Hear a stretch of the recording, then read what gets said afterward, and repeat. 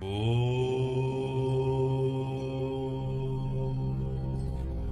అండి. అందరికీ నమస్కారం. శ్రీ విశ్వవసు నామ సంవత్సరం, ఉత్తరాయణం, వసంత ఋతువు, చైత్రమాసం, కృష్ణపక్షం, ప్రస్తుతం చతుర్థి, సాయంత్రం పంచమి ఉంటుంది.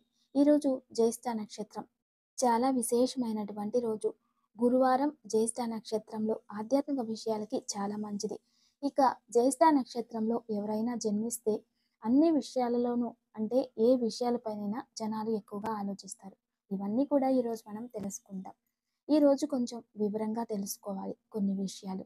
ఎందుకంటే గత కొన్ని సంవత్సరాల నుండి ఎప్పుడు కూడా మనం కొన్ని విషయాలని పరిపూర్ణ అవగాహన లేకుండా మాట్లాడడం, లేదా అనుభవం లేకుండా మాట్లాడడం అనేది జరుగుతూ ఉంటుంది. ఇది గమనించాలి. సూక్ష్మ విద్య అనేది చాలా గొప్పది. జ్యోతిష్య శాస్త్రంలో సూక్ష్మగ్రహి అత్యంత బలశాలి అవుతుంది. సూక్ష్మగ్రహి ఎప్పుడూ కూడా, జ్యోతిష్యం నేర్చుకున్న గ్రహి ఎప్పుడు కూడా ఎవరి జీవితాన్నైనా మార్చేయగలడు. జీవితాన్ని మంచి దారిలో పెట్టగలడు. మంచి ప్రొడక్షన్ను ఇవ్వగలడు. కానీ ఎప్పుడైనా సరే సూక్ష్మగ్రహి వాళ్ళ చేతిలో ఇతను బ్రహ్మస్థానంలో నిలబడి వాళ్ళకి ఆదేశం చేయలేడు. ఇది అందరూ గమనించాలి.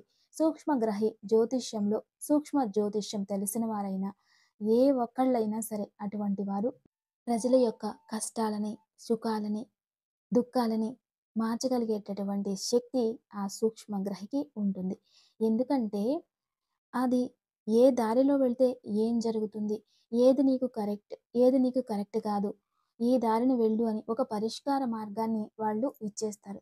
కానీ అదే సూక్ష్మగ్రహి నిన్ను అక్కడే కూర్చోబెట్టుకుని నీ జీవితాన్ని నేను మార్చాలనుకుని, ఏదైనా నీ చేతిలో కర్మని పూర్తిగా అతని చేతిలో తీసుకుని బ్రహ్మస్థానంగా అతనే కార్యాన్ని నిర్వహిస్తే, పరిష్కారం చేస్తే అది ప్రతిఫలించదు. ఆయన సూక్ష్మగ్రహి కానే కాదు. జ్యోతిష్య శాస్త్రంలో పరిణితులు అంతే. ప్రపంచంలో ఇప్పటిదాకా జ్యోతిష్య శాస్త్రంలో అందరూ కూడా తెలియజేసే విషయం ఏమిటంటే, పరమరహస్యమైన జ్యోతిష్య శాస్త్రంలో అందరూ తెలుసుకోవాల్సినవి ఒకటే. ఎప్పుడూ కూడా జ్యోతిషి వేరు, అలాగే ఋషి వేరు. ఇది అందరూ గమనించాలి. జ్యోతిషి వేరు, ఋషి వేరు. పూర్వంలో దీనికి చాలా అద్భుతమైన పరిష్కారాలు తెలియజేశారు. మరియు దేవతా జ్యోతిషి అని పేరు పొందిన వారు మనందరికీ తెలిసిన వారే. పరాశర. ఈ పరాశర ఓరా శాస్త్రం అనే పుస్తకాలు కూడా జ్యోతిష్య ఆధారంగా మనం తీసుకుంటున్నాం. అటువంటి పరాశరుల వారు పుత్రుడే వ్యాస మహర్షి. ఇవన్నీ చాలా విశేషాలు కూడా ఉంటాయి. అలాంటి పరాశరుడు ఒకసారి అతని జీవితంలో అతనికి తెలిసిన వారు ఒకరు వస్తారు. నేను పెద్ద తాపత్రయంలో ఉన్నాను స్వామి, నాకు ఏదైనా ఒక మంచి పరిష్కారం కావాలి అంటే, ఇదిగో పరిష్కార మార్గం ఇచ్చేశాను అంటే, ఓకే మీరే చేయించండి అంటే, చెప్పినవాడు ముందు తెలుసుకుంటే అది పరిష్కారం అవ్వదు. ఆయన ఆజ్ఞతో అవి జరిగితే అప్పుడు అవుతుంది అన్నారు. అలా చాలా గొప్ప విషయం అది. రెండోది, శ్రీరాముల వారు జన్మించినప్పుడు అందరూ కూడా భవిష్యవాణి ఒకరు చెప్పారు. ఖచ్చితంగా వాళ్ళకి పుత్ర సంతానం ఉంది అని ఒకరు భవిష్యవాణి చెప్పారు. మరొకరు విధి తెలియజేస్తుంది, త్వరలోనే మీకు సంతాన యోగం ఉంది అని. తర్వాత అదే విధానంగా మరొకరు తెలియజేస్తారు. జ్ఞానులు తెలియజేస్తున్నారు, లేదు ఇక్కడ ఏదో జరుగుతుంది, ఒక దివ్యమైన సంతతి వీళ్ళకి ప్రాప్తిస్తుంది అని ఋషులు తెలియజేస్తున్నారు. అయితే వీళ్ళందరూ కూడా ఆఖరికి ఒకటే, మాకు ఏదైనా పరిష్కారాలు, యజ్ఞయాగాదులు ఏదైనా ఆచరించి మాకు పుత్ర సంతానం కావాలి అని కోరుకుంటే అప్పుడు అందరూ చెప్తారు. అందరూ తెలియజేసేది ఒకటే, మేము చెప్తాము అని. ఎవరు ముందుకు రాలేదు. వాళ్ళందరూ కూడా వేరే వాళ్ళని సూచించారు. వాళ్ళు ఆచరించారు. అప్పుడు సంతానం ప్రాప్తించింది. వాళ్ళకి తెలియదా యాగాలు చేసేది? వశిష్ఠ ఋషికి తెలియదా? అగస్త్య మునులకు తెలియదా శాస్త్రం? తెలుసు. ఎంతమందికి తెలియదు? అందరికీ తెలుసు. అక్కడ పండితులు చాలామంది ఉన్నారు. అయినా అయోధ్య బ్రాహ్మణ నగరి అనే పేరు, అటువంటి గొప్ప స్థాయి ఉంది అక్కడ. అటువంటివన్నీ జరిగేవి. ఎందుకు వాళ్ళు ఆచరించలేదు అంటే, ఆచరిస్తే అయ్యేదే. ఎవరి చేతిలో ఆచరించాలో వాళ్ళే ఆచరించాలి. అందుకే ఈరోజు ఏదైనా సరే ఒక అద్భుతమైన విషయం, ఇది అందరూ గ్రహించాలి. ఎవరైనా మీకు ప్రొడక్షన్స్ అంటే, ఎవరైనా మీకు ఇది చేసుకోండి బాగుంటుంది అంటే దాన్ని వెళ్ళి ఆచరించండి. అదే వాళ్ళు వచ్చి మేము చేస్తాం, మీకు బాగా అవుతుంది అని అర్థం. అది గుర్తుంచుకోవాలి. దీన్ని అత్యంత ప్రధానంగా జ్యోతిష్య శాస్త్రంలో అధ్యయనం చేసేటప్పుడు మొదటి దానిలోనే రాసి పెట్టారన్నమాట. ఎందుకంటే ఎప్పుడూ కూడా భవిష్యత్తు వాణిని చెప్పేవాడు, భవిష్యత్తును తెలియజేసే వ్యక్తి అతనే కర్తయ్య ఉండి, భవిష్యత్తును మార్చడానికి ప్రయత్నించకూడదు. అతను వాక్శుద్ధి పెట్టుకొని ఆ వాక్కుకి భవిష్యత్తు మారాలి. అటువంటి దివ్య తేజస్సు, అటువంటి కాంతిని పొందాలి గాని, అదే వ్యక్తి బ్రహ్మస్థానం వహించి కర్మకి వాళ్ళు ఏదైనా పరిష్కారం చేస్తే అది జరగదు అని ఆ జ్యోతిష్య శాస్త్రంలో ఉంటుంది. అది నియమం. ఇది పర్టిక్యులర్‌గా మీకందరికీ కూడా పరాశర ఓరా శాస్త్రాన్ని అధ్యయనం చేసుకుని మనం అధ్యయనం చేసి ఎవరైనా జ్యోతిష్యం చెప్పేవారు, ఎవరైనా పరిష్కారాలు చెప్పేవారు, ఎటువంటి అనుష్ఠానాలు చేయాలి, వాళ్ళు ఎలా ఉండాలి, వాళ్ళు ఏ విధంగా ఆ సిద్ధి పొందవచ్చు, వాళ్ళ లైఫ్ స్టైల్ ఎలా ఉండాలి, అవన్నీ ఉంటాయి. దాన్ని అర్థం చేసుకొని చెప్పాలి. కాబట్టి ఇలా అన్ని విషయాలను అర్థం చేసుకొని, అన్ని విషయాలను అవగాహన చేసుకొని, గమనించుకొని ముందుకెళ్ళగలగాలి. అయితే ఈరోజు ఇక చతుర్థి గడియలు, జ్యేష్ఠ నక్షత్రం చాలా మంచిది. జ్యేష్ఠ నక్షత్రం గురువారం కలిసి వచ్చింది. చాలా మంచి రోజు. అయితే ఈరోజు చాలా విశేషమైనటువంటి రోజు. ఈరోజు కుబేర నామస్మరణ చేయాలి. ఎందుకంటే యక్షరాజ నామస్మరణ చేస్తే ఆర్థికంగా అభివృద్ధి అవుతాం. ఈరోజు మనం అందరం కూడా ఓం కుబేరాయ నమః అనే నామాన్ని జపిద్దాం. అందరూ భక్తి శ్రద్ధలతో ఓం కుబేరాయ నమః, ఓం కుబేరాయ నమః, ఓం కుబేరాయ నమః అనే నామాన్ని జపించాలి. ఈ నామాన్ని జపించడం వలన ఖచ్చితంగా మీకు శుభం జరుగుతుంది. ఆర్థికాభివృద్ధి చెందుతారు. మీరు చేసే వ్యాపారాలలో లాభాలను పొందుతారు. మధ్యవర్తి పనిలో మంచి గుర్తింపు తెచ్చుకుని అనుకున్న లాభాల్ని పొందగలుగుతారు. కుబేర అనుగ్రహం కూడా మీకు ప్రాప్తిస్తుంది. ఇక ఈరోజు మంచి మాట. జీవితంలో నమ్మకం ఉండాలి. అన్నింటినీ నమ్మడానికి ముందు నేను ఏదైతే నమ్ముతున్నానో అది కరెక్టా?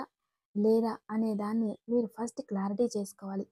ఎలా ఉందంటే ఈ కాలంలో నేను వెళ్ళొచ్చాను, మీరు వెళ్ళొచ్చేయండి అనే విధంగా ఉంది పరిస్థితి. అంటే నేను నీటిలో వెళ్ళి మునిగొచ్చాను, మీరు కూడా వెళ్ళి మునిగిపోండి అనేలా ఆలోచనల్లో మనుషులు బ్రతుకుతూ ఉన్నారు. కాబట్టి అందరికీ అన్ని విషయాల్లో క్లారిటీ ఇచ్చేది ఒకటే. ఇక లైఫ్‌లో ఒకరి గురించి మాట్లాడడానికి ముందు ఆ వ్యక్తి గురించి అధ్యయనం చేయాలి. ఒక సబ్జెక్ట్ గురించి మాట్లాడే ముందు ఆ సబ్జెక్ట్ గురించి అధ్యయనం చేసుకోవాలి. ఒక విషయం గురించి ఏదైనా చర్చించాలనుకుంటే, దాంట్లో జ్ఞానం పొందాలనుకుంటే, ఆ సమయంలో మౌనంగా ఉండండి జ్ఞానం లేనప్పుడు. చర్చించడానికి వెళ్ళండి. ఎప్పుడు? జ్ఞానం ఉన్నప్పుడు. అలా జీవితంలో వ్యక్తిగతం కావచ్చు, వ్యక్తిత్వం గురించి కావచ్చు, వ్యక్తుల గురించి కావచ్చు, విషయ విధానాల గురించి కావచ్చు, ఏదైనా మీరు దాని గురించి చర్చించాలి, మాట్లాడాలి, దాని గురించి మనం ఏదైనా చెప్పాలి అంటే ఫస్ట్ దాని వెనుక అధ్యయనం చేసి ఉండాలి. ఏది తెలియకుండా ఒక వ్యక్తి గురించి కావచ్చు, ఒక విషయం గురించి కావచ్చు, లేదా ఏదైనా ఒక రహస్యం గురించి కావచ్చు, మీరు ఎలా ఎక్స్‌ప్లనేషన్ చేయగలరు? మీకు దాని గురించి ఏం తెలీదు. ఎవరో ఏదో చెప్పారని, మీరేదో చెబితే ఎవరో ఏదో చెప్పారని అది కర్మగా మారుతుంది.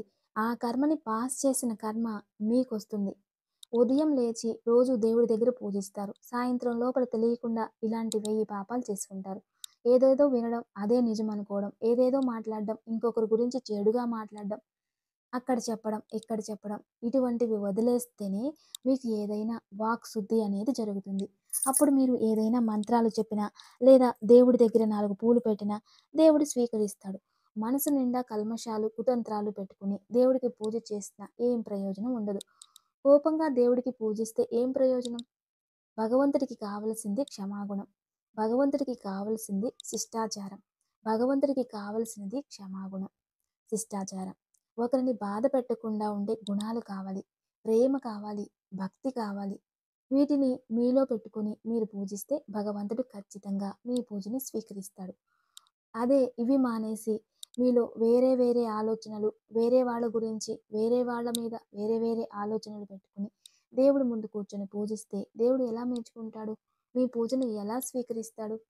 ఆలోచించండి. అందుకే ఎప్పుడైనా ఏ విషయంలో అయినా కూడా మీరు తెలుసుకోవాల్సిన ఒక్కటి ఉంది. అది డిసిప్లిన్. వ్యక్తి గురించి కావచ్చు, వ్యక్తిత్వం గురించి కావచ్చు, విషయం గురించి కావచ్చు, దాని గురించి చర్చించడానికి, దాని గురించి మాట్లాడడానికి ముందు దాని గురించి కాస్త అధ్యయనం చేసుకోవాలి. అప్పుడు మంచి, చెడు అనేది అర్థమవుతుంది. అలా అర్థమైనప్పుడు మనం మంచి నిర్ణయాలను తీసుకోగలుగుతాం. ఇదే ఈరోజు మంచి మాట. ఇక మన సాంప్రదాయంలో అత్యంత విశేషంగా జాతకాలు అని వచ్చినప్పుడు మన ఘాతుకము, ఘాతక చక్రము అని ఒకదాన్ని ఫాలో చేస్తారు. ఇప్పుడు మనం ఈరోజు కూడా తారాబలం చూస్తూ ఉన్నాం. ఈ తారాబలం ఉండడం వలన ఇది మంచిది, ఈ తారాబలం ఇది అని ఉండడం వలన మనకు ఉపయోగం అవుతుంది. ఈ తారాబలం ఉండడం వలన దీన్ని మనం శుభంగా చూసుకుంటున్నాం. ఇవన్నీ తెలుసుకుంటున్నాం. ఈ తారాబలం అనేది మనము మంచిగా చూసుకొని ఏ కృతువును ఆచరించినా అది మనకు శుభ ప్రతిఫలమే ప్రాప్తిస్తుంది. తారాబలం బాగా లేనప్పుడు దాన్ని ఎలా ఉపయోగం చేసుకున్నా దాని వలన ఏదైనా మనకి అరిష్టాలు జరగవచ్చు. ఇవన్నీ మనకు తెలిసిన విషయాలే. అయితే ఈ తారాబలం తెలుసుకునేవారు ఈ ఘాతక చక్రం గురించి కూడా తెలుసుకోవాలి. ఈరోజు మనం ఈ ఘాతుకము అంటే ప్రతి నక్షత్రానికి ఘాతుక వారము అని ఉంటుంది. ఘాత నక్షత్రము అని ఉంటుంది. ఘాత తిథులు అని ఉంటాయి. అదేవిధంగా ఘాత మాసము అని కూడా ఉంటుంది. అలాంటి నక్షత్రం ప్రకారంగా మీరు ఘాతక వారము అవన్నీ తెలుసుకున్నట్లయితే ప్రతి నక్షత్రానికి ఘాతక వారం ఉంటుంది. ఇక నక్షత్రాలు అవన్నీ మాకు తెలియదు, మేము రాసి ఒకటే ఫాలో అవుతామంటే ప్రతి రాశికి కూడా ప్రత్యేకమైన ఘాతకం, ప్రత్యేకమైన ఘాతక వారం, మాసము, తిథులు, నక్షత్రము ఉంటాయి. దాని ప్రకారం మీరు ఆ ఘాతకమైన నక్షత్రాలలో ఏ శుభకృతువును ఆచరించకూడదు అని ఉంటుంది. తారాబలం ఉన్న, చంద్రబలం ఉన్న, విద్యాబలం ఉన్న, దైవబలం ఉన్న ఏదున్నప్పటికీ ఘాతకంలో ఏ కారణానికి ఆచరించకూడదు. దాని వలన భవిష్యత్తులో మీకు ఘాతమే ఏర్పడుతుంది. ఘాతం అంటే ఏంటి? ఘాతం అంటే జీవితంలో పెద్ద అపాయం, రాబోయే రోజుల్లో ఎదురు చూస్తారు అని అర్థం. వివాహాలకి నిషిద్ధం ఘాతకంలో. ఇక వివాహాలు కావచ్చు, బ్రహ్మోపదేశాలు కావచ్చు, అక్షరాభ్యాసాలు కావచ్చు, నూతన వస్త్రాల ఖరీదు చేయడం కావచ్చు, వస్త్రాలు నూతనం వేసుకోవడం కావచ్చు, ఎక్కడైనా పరస్థలానికి వెళ్ళడానికి కావచ్చు, తీర్థక్షేత్రాల దర్శనానికి కావచ్చు, ఏ పుణ్యక్షేత్రమైనా ఘాతక వారంలో ఘాతక తిథి రోజున మీరు నిర్ణయించిన అంటే ప్లాన్ చేసుకుంటే ఖచ్చితంగా భవిష్యత్తులో దాన్ని ప్రమాదాన్ని ఎదుర్కోవాల్సి వస్తుంది. దాని నుండి ఈ కాలంలో ఇటువంటి విషయాలన్నీ కూడా అవగాహన లేకుండానే ముహూర్తాలపైన ముహూర్తాలు, యజ్ఞయాగాదులపైన యజ్ఞయాగాదులు, ఇక మృత్యుంజయ యాగాలు, అనారోగ్య యాగాలు అవి ఇవి అన్నీ చేయించేసేసి ఘాతక చక్రాలలో ఘాతక దాంట్లోనే పెట్టి వాళ్ళకి విధికి విరుద్ధంగా ప్రతిఫలాలు వచ్చి వాళ్ళని కష్టాల పాలు చేసేస్తున్నారు. కాబట్టి దీన్ని అందరూ అర్థం చేసుకోవాలి. ఘాతక చక్రాన్ని కూడా ప్రతి రాశికి ఉంటుంది.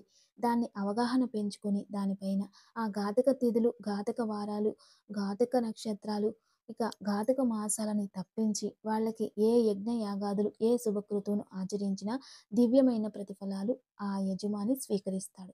లేదు అంటే ఖచ్చితంగా ఆ కర్మ అనేది వాళ్ళకి అరిష్టం అవుతుంది. అదే విధానంగా వాళ్ళు మరీ బాధల్లో చిక్కుకుంటారు. దానికి ఆ బాధకి కారణం ఎవరయ్యారు అంటే ఆ బ్రహ్మ. ఎవరైతే ఆచరించి ఉంటారో, ఎవరైతే చేయించి ఉంటారో అతను ఆ కర్మ వెంటనే అతనికి రిపీట్ అయ్యి రాబోయే రోజుల్లో వాళ్ళ పిల్లలు, వాళ్ళ సంతతి పైన ప్రభావం చూపిస్తుంది. అందుకే ఇది అందరూ గమనించాలి. ఈ కాలంలో నలుగురికి మంచి చేసేవారికి ఎందుకు చెడు వెంటనే వాళ్ళకి వెతుక్కొని వస్తుంది అంటే వివాహాలు అవ్వట్లేదు. ఎందుకు వాళ్ళకి పిల్లలు అవ్వట్లేదు? ఎందుకు ఎన్ని సంవత్సరాలైనా అమ్మాయిలే దొరకట్లేదు? ఎందుకు వాళ్ళ జీవితం అలా అయిపోతుంది అంటే దానికి కారణం కర్మ విమోచనం చేసుకోవట్లేదు అని అర్థం. కర్మ ఇలా ట్రాన్స్ఫర్ అవుతూ ఉంటుంది. వీటన్నింటిని అందరూ గమనించుకొని మన జీవన శైలి వీటన్నింటిని గుర్తుపెట్టుకొని ప్రతి ఒక్కరూ వాళ్ళ జీవితంలో ఏ కర్మని ఆచరించినప్పుడు ఎటువంటి ప్రాయశ్చిత్తం చేసుకోవాలి అనే దాని ప్రకారం ఆచరిస్తూ ఉంటే అన్నీ శుభ ప్రతిఫలాలే వాళ్ళ నుండి ఇంకొకరికి మంచవుతుంది. అప్పుడే అందరికీ శుభాలు ప్రాప్తిస్తాయి. దివ్య పూజ రేపు శుక్రవారం ఉదయాన్నే లక్ష్మీదేవి ముందు కాస్త ఆవు పేడ పెట్టి దానిపై 2 ప్రమిదలు పెట్టి అందులో నెయ్యి పోసి దీపం వెలిగించి లక్ష్మీనారాయణ హృదయ స్తోత్రం కానీ కనకదార స్తోత్రం కానీ చదువుకోవాలి. ఇలా రేపు మీరు ఆచరించినట్లయితే లక్ష్మీ అనుగ్రహంతో పాటు ఇంట్లో ఆర్థికంగా అభివృద్ధి అవుతారు. కాస్త అప్పుల బాధ తగ్గుతుంది. రేపు ఎవరైతే మహాలక్ష్మిని తెల్ల ఆవాలతో అర్చిస్తారో తర్వాత ఆ తెల్ల ఆవాలని కాస్త తీసుకొని నిప్పుల పైన వేసి పొగ వేసి ఇంట్లో పెట్టినట్లయితే వాళ్ళకి గృహయోగం కావాలనుకుంటే గృహయోగం, త్వరలో గృహయోగం, భూలాభం ప్రాప్తిస్తుంది. ఇక దివ్యమైన యోగక్షేమం. ఈరోజు సాయంత్రం నవగ్రహ ప్రదక్షిణ చేసుకోవాలి. నవగ్రహాలను తాకకూడదు. లేదంటే అది కానప్పుడు దగ్గరలో ఎక్కడైనా గురు దేవాలయం ప్రదక్షిణ చేసుకోండి. ఇలా నవగ్రహాలను ప్రదక్షిణ చేసిన తర్వాత తాకకుండా గురుదేవాలయం దగ్గర ప్రదక్షిణ చేసిన తర్వాత ఏవైనా ఉద్యోగరీతి సమస్యలు ఉంటే వాటి నుండి విముక్తి లభిస్తుంది. ఇంట్లోనే ఆచరించేవారు ఈరోజు బియ్యం పిండితో 2 ప్రమిదలు చేసి గురువు ముందు వెలిగించి ఈ యొక్క శనగపిండితో తయారు చేసిన ఏదైనా తియ్యని ప్రసాదం దేవుడికి నైవేద్యం పెట్టి పూజించడం వలన కూడా గురుబలం పెరుగుతుంది. తప్పక ఆచరించండి. నమస్తే. Thanks for watching.